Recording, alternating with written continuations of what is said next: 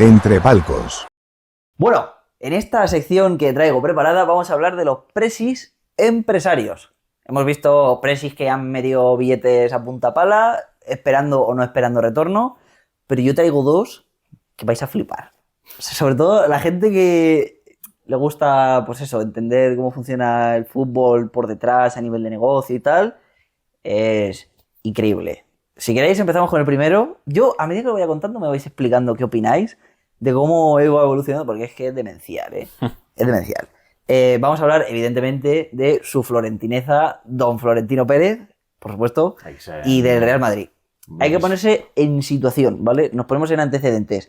Florentino Pérez es un ingeniero de caminos que monta ACS, que es su empresa de construcción, una de las constructoras más grandes del mundo. Ahora mismo tiene negocios a nivel internacional, aparte de todo lo que ha hecho ya en España, y se presenta en 1995 a ser presi del Real Madrid.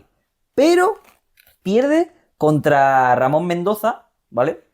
Y pues se tiene que joder y tragarse lo que sería la campaña directiva de Ramón Mendoza. Durante esta campaña directiva, es verdad que el Madrid ganó 2 Champions, la del 98 y la del 2000, sí, ¿vale?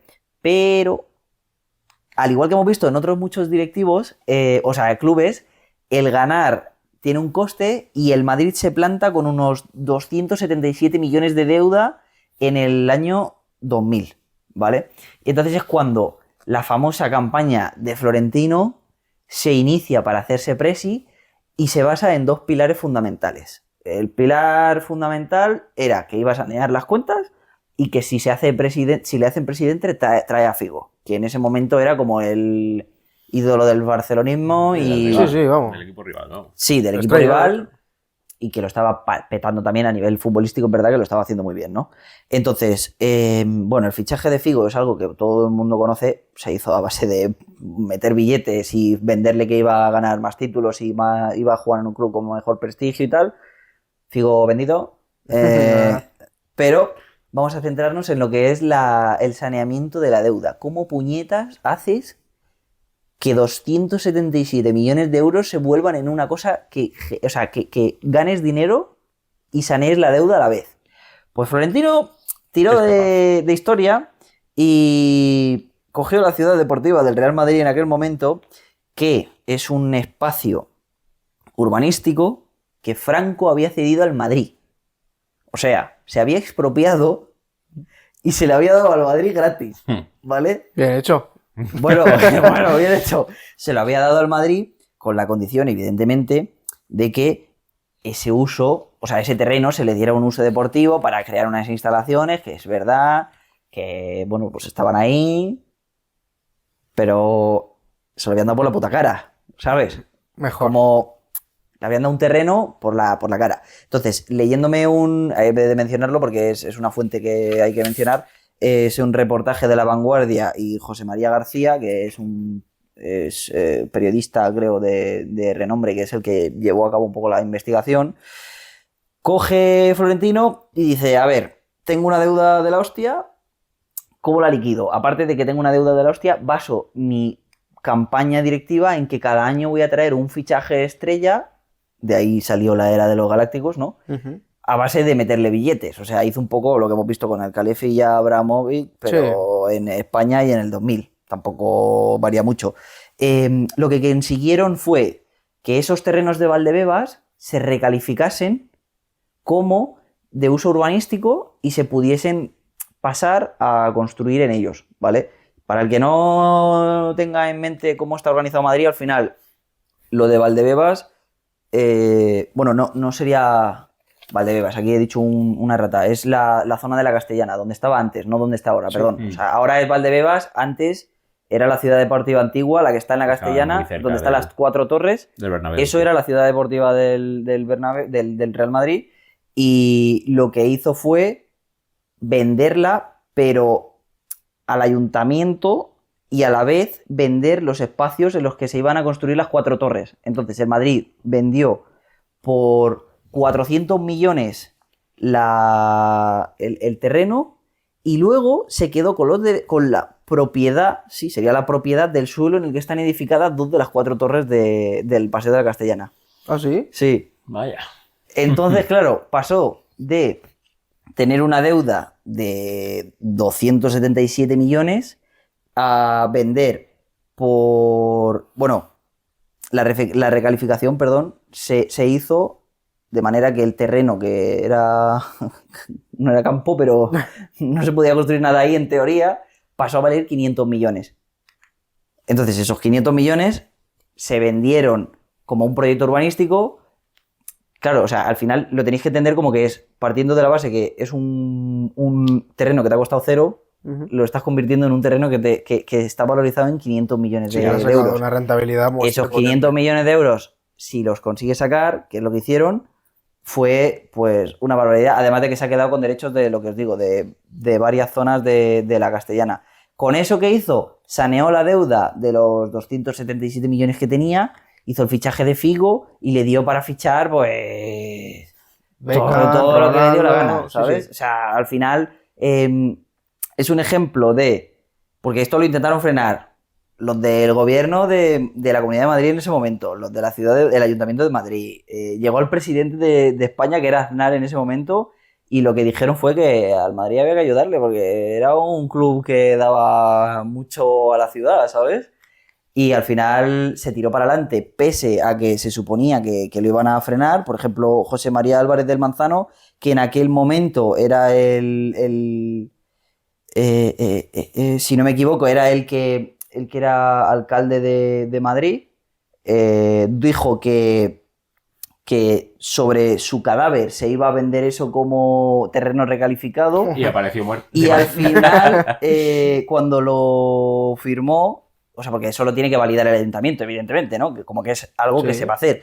Cuando le echaron en cara, pues eso, ¿qué has hecho, tío? Si has dicho que no lo ibas a firmar, su respuesta fue, cuando te llama el presidente del gobierno y te dice, firma esto, ¿qué haces? ¿Firmas o no firmas? Ya ves. Bueno, esta es una historia bastante interesante sobre cómo levantar capital de una manera un poco chanchullera, las cosas como son, porque claro... está bien hecho. Todo lo que sea bueno por Madrid está bien hecho. Ya, pero hombre, es una manera un poco... Sí, a ver, se lo revolera dieron por la cara y le sacó bastante beneficio. Un poco de suerte, ¿no? También un poco de... A ver, claro, o sea, te has Florentino encontrado aquí eso y... se tiró un triple de la hostia, porque en ese momento lo planteó todo de cara a su campaña y salió elegido presidente por un 55% de votos, que sí que es verdad que le apoyaron, pero claro, la gente estaba confiando en él a ciegas, rollo, bueno, esto puede salir o que diga esto y luego no haga nada, ¿sabes? Luego no trae ni a Figo, ni está... Como pasa en la política. 5 años y se pira porque ha hecho todo... Bueno, pues ya está, he sido presidente del Madrid, me pongo esa medalla y me largo, ¿no? Bueno, pues sigue siendo presidente del Madrid, lo cual... significa que algo bueno está haciendo. Lo que sí que es verdad que... Sobre todo que le gusta, ¿eh? Porque... Sí, no, se nota que... tantos años. Que es algo que... Cerca de 80, ¿no? 70 y muchos tendrá, sí. El que Floren, no me acuerdo ahora, sé que... Creo que tiene 82. Es que me puede cuadrar, 80 y ya, llega a los 80. Es que ahora no me acuerdo si eran 72, no creo que sean. Compruébalo tú, Sergio, mientras tú sigues diciéndolo. Nada, yo al final lo que decía que...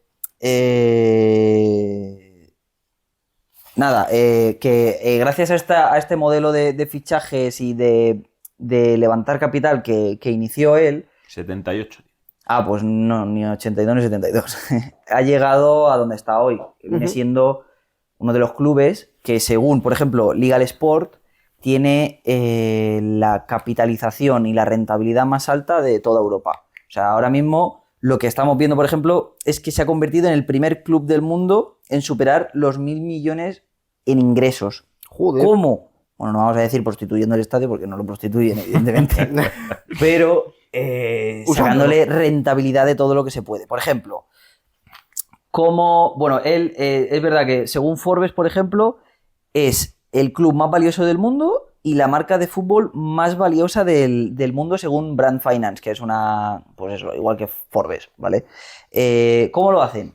Pues lo hacen desde patrocinios como el de HP que firmaron hace poco, por ejemplo. Sí, 70 millones. Eso ¿no? es, pero aparte de esto tienes todas las salas VIP, todo lo que es el uso extra del estadio. O sea, por ejemplo, a ver, es verdad que este reportaje de lo que he comentado de Legal Sports se sacó en la temporada del 2024 al o sea, el año contable del 2024, que es el año pasado, que era el año en el que se suponía que el Madrid lanzaba lo de los conciertos y... Hombre, no pudo ser y tal. Bueno, se supone que pese a que se acabó haciendo un chasco del asunto, sacaron unos 12 millones de conciertos. Luego tiene unos 70 millones más por ingresos de marketing, unos 54 millones de ingresos del estadio. Y luego, evidentemente, a base de patrocinios, de derechos televisivos, de estar en todos lados, se calcula que los ingresos gordos, que vienen bien gordos, son de unos 590 millones de euros. Por ejemplo, aunque parezca una chorrada, lo tengo por aquí, los partidos en casa de media, según el informe que saca Liga de Sport, de un informe que saca la UEFA, o sea, ellos han copiado el informe de la UEFA y lo han escrito, se saca Don Florentino 7,4 millones por partido.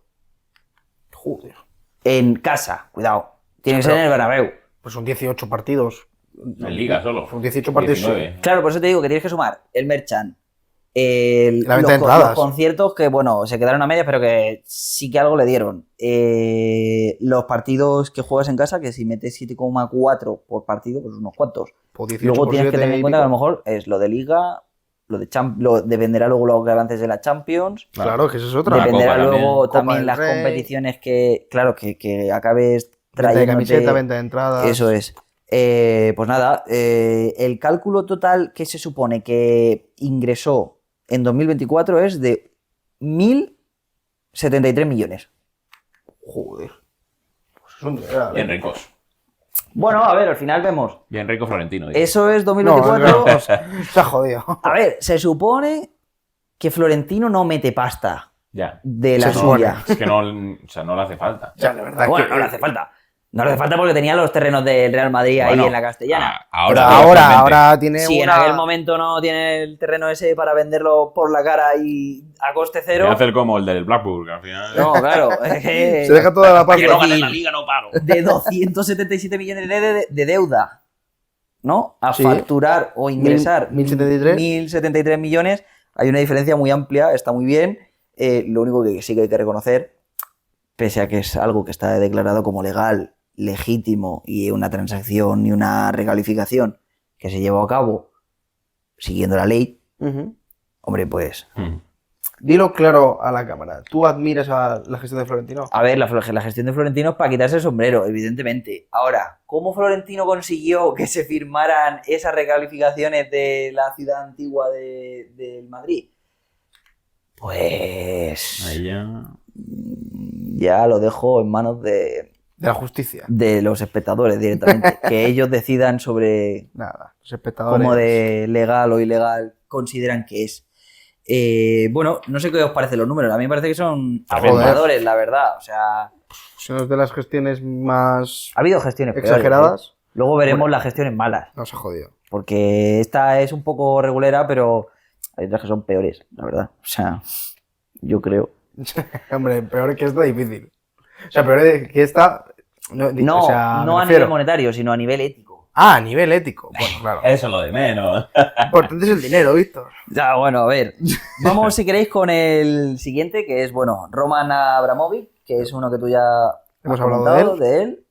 Hemos visto su trayectoria dentro del Chelsea, cómo operaba, pero no sabemos de dónde le vino la pasta, de dónde venía esa fuente de liquidez infinita, así que vamos a pasar a verlo. A ver, ¿este tío de dónde viene? Este tío es ruso.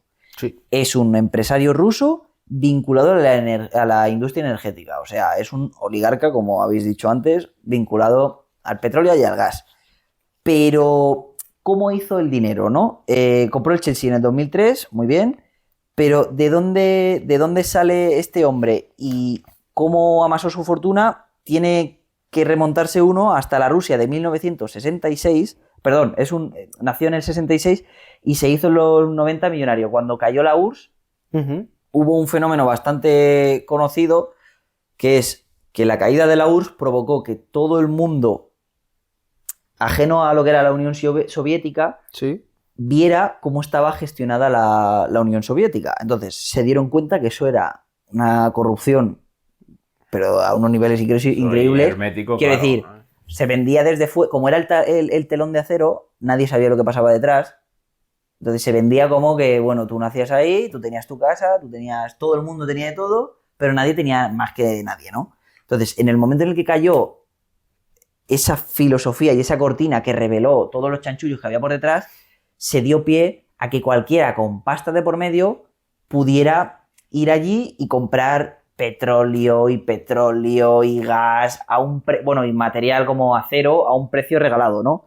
Entonces, este tío tenía unos fuertes vínculos con el Kremlin y Boris Yeltsin, que era el presidente de Rusia en el momento en el que cayó la URSS y finales de los 90, entonces lo tenía todo, literalmente, para convertirse en un oligarca y forrarse, ¿no? Básicamente, este tío cogió y lo que hizo fue, partiendo de que esto lo he sacado de un informe de la BBC, ¿vale? Puede ser, en teoría está contrastado y Sí, está bien, joder. pero este hombre en la cárcel no está. Entonces, cada uno Ni aquí estará. decida si se lo cree o no se lo cree, ¿vale? Vamos a ver. Un segundo, que he perdido el papel. De hecho, es un oligarca Sí, ruso aquí que lo estaba tengo, muy joder. relacionado con Vladimir Putin y por eso le impidieron fichar Le en dijeron que se en la fuera, última ¿no? etapa de 2022. Tuvo que venderlo porque le sancionaron a él y a 7 oligarcas rusos por eso, porque estaba muy relacionado con Vladimir Putin y en todo lo que estaba pasando en Ucrania. Claro, un Entonces- millonario que tenía mucho poder, pues tiene que ser cercano a Putin allí. Nos ha jodido. Vale, a ver, vamos ya, que ya tengo la página. Este tío, el documento que revela la BBC es un documento de 5 páginas recopilado por informes policiales y de lo que sería el gobierno, o sea, el gobierno ruso, ¿vale? Primera travesura que hizo, robó un tren cargado de combustible Ostras. y luego lo vendió, claro. Entonces, según sus abogados y según él, eso fue un malentendido, porque nadie robó a nadie, pero gracias a las operaciones financieras que empezó a ejecutar, pudo comprar una empresa que se llamaba Sipneft, que es una empresa que le dio el acceso a lo que es el Kremlin. O sea, gracias a tener una participación o una propiedad de una empresa que operaba dentro de Rusia, pudo empezar a comprar políticos y a meter billetes, Fíjate, evidentemente en negro. ¿cómo empieza uno? Bueno, a ver, para que nos hagamos una idea, este hombre dio más de 10 millones de libras para pagar al jefe de gobierno de Boris Yeltsin, o sea, como si pagases a un ministro en España, para que le diera y le concediera derechos de los que tienen los oligarcas. 10 millones de dólares, de libras, no caben en un contenedor de los que mandan en los barcos, ¿sabes? No, desde luego. O sea, es una cosa bastante heavy. Pese a que la compra de la empresa esta que os he dicho que le dio la entrada dentro del Kremlin y le dio todo el poder, fue investigada por el gobierno ruso, no se llegó a ningún lado y se declaró que era algo, bueno, que Sí, siempre se libran, ¿eh? estaba, o sea, quiero decir, Lo que era sea. algo legítimo, pese a que se calificó por las instituciones rusas como un grupo delictivo organizado. No pasó nada, así que vamos a suponer que... Aquí hay mucho Está chanchullo, estoy bien. viendo mucho chanchullo, Víctor, ¿eh? Bueno, a ver, es que este tío es bastante... Yo lo calificaría casi de peligroso, o sea... Teniendo en cuenta que es un hombre que contaba con el respaldo del presidente ruso, que estuvo investigado por el fiscal del Estado, que no llegó a ningún lado, que todo lo que tocaba de golpe se volvía súper rentable. Estaba blindado, al final no. Sí, claro, al Sospechoso final... era en cuanto... Mira, por ejemplo, cuando le investigó el fiscal del Estado, lo que sería... sí, lo llaman el fiscal del Estado, que era Yuri Skuratov, y ahí sí que empezó a ver que igual se le acababa el chiringuito, tiró otra vez de contactos, destituyeron al tío y a él no le pasó nada. Se cargaron al político de por medio y... Claro. A la gente que tienes ahí de Sí, bueno, escudo, ¿no? Sí, por ejemplo, mira, otra que también hizo fue amañar una subasta para comprar una petrolera que se llama Slavneft, que también fue, pues eso, otra empresa más que le dio el acceso o el control del suministro de petróleo y la distribución. Como os he comentado, al final cuando se abre lo que es la URSS y se convierte en Rusia como país, o sea, bueno, sí, como Estado, se supone que entra el capitalismo. Por lo tanto, se puede comprar y vender. Antes supuestamente no se podía hacer eso. Lo que producía la Rusia se quedaba en Rusia, ¿no? Cuando se abre al mundo, lo que produce Rusia se puede sacar fuera. Entonces, aunque los americanos y los europeos lo compraran con empresas energéticas por 4 chavos, si tú tienes el control y eres el propietario de una petrolera y el petróleo a ti te sale un coste casi cero, porque el coste que tienes de... Quiero decir, a nivel de... Ya sé cómo funciona esto. La gente que vive ahí no cobra un euro. El coste del mantenimiento no es que sea las instalaciones más buenas del mundo, pero todo lo que sacas lo vendes y te genera un beneficio y encima te lo quedas tú, porque ahí no hay nadie que diga nada, pues ya lo has visto. Si el fiscal del Estado viene a decirte que eres un mafioso y le chutan del cargo, pues puedes hacer lo que te dé la gana. O sea, no sé, tenemos de todo. Al final, por ejemplo, mira, el informe de la BBC asegura que un miembro de la delegación china fue secuestrado cuando llegó a Moscú para la subasta de la empresa esta, de la petrolera. O sea, cuando se iba a hacer la subasta de la petrolera, que se supone que, me imagino, porque esto no lo sé, pero me imagino que si era una empresa del Estado ruso, o sea, de la URSS, era una empresa pública que se sacó a subasta privada y el que más pagaba se quedaba con ella, ¿no? Entonces, si Abramovich era el pujante 1, había un chino que era el pujante 2, y cuando fue a Rusia a pujar, le secuestraron en el aeropuerto, le metieron en un maletero, le tendrían dando vueltas por ahí hasta que le tuvieron dando vueltas por ahí hasta que llegó un momento en el que cancelaron la puja a los chinos y el que se la llevó fue él. Entonces, bueno, claro, si tú pujas y no hay nadie que iguale tu oferta, pues yo pujo, a lo mínima, yo pujo 1.000 euros y nadie más puja. O sea, evidentemente no la compró por 1.000 euros, que nadie nos malinterprete, pero sí. No era una subasta legítima. No subió el precio. Claro. Si al otro que va a pujar le secuestra, pues a mí no me entran ganas de meterme en el negocio, ¿sabes? Vaya a ser que yo sea el siguiente y lo peor. Entonces, bueno, para cerrar el asunto y acabar como empresario, pues decimos lo que comentamos antes, que vendió el Chelsea cuando ya... Yo creo que ya... No tenía otra opción, ya. Ya no podía hacer otra cosa. Porque le congelaron el dinero, no podía comprar a nadie, pues vendió el Chelsea por 4.800 millones de euros aproximadamente. Yo no sé con quién os quedáis. A ver, son dos historias muy diferentes. Quiero decir, a nivel de ética... Y otro es mucho más gáster. Claro. Sí, total. Es que el Abramovich... Seguramente los dos sean unos mafiosos brutales, pero uno lo lleva más chill. Yo creo que uno tira de contactos y de... Tiene como mucho poder su persona... Porque está muy blindado, o sea, sabe que nadie le puede hacer nada. Y Abramovich lo tenía que demostrar, y lo demostraba. O sea, sí, Florentino sería como el asesino sigiloso. Sí. Y el otro no, el otro iba... Le daba igual que le dijera... O te apartas o te aparto, ¿sabes? Le daba lo mismo. Lo que yo no nadie le puede decir nada. Y eso sí que no lo acabo de entender, es cómo dejaron que comprara el Chelsea. Porque la UEFA... Estaba en una situación muy jodida. Claro, pero la UEFA podría haber dicho no.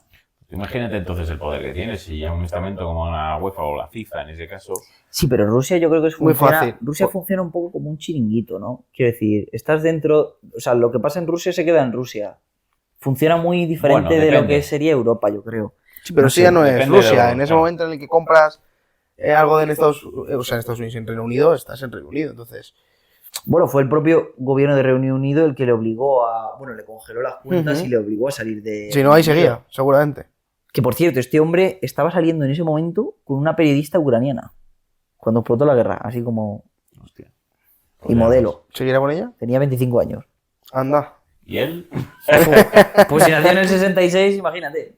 Qué grande. Y la guerra fue hace... Bueno, empezó hace 3 años. Pues 57.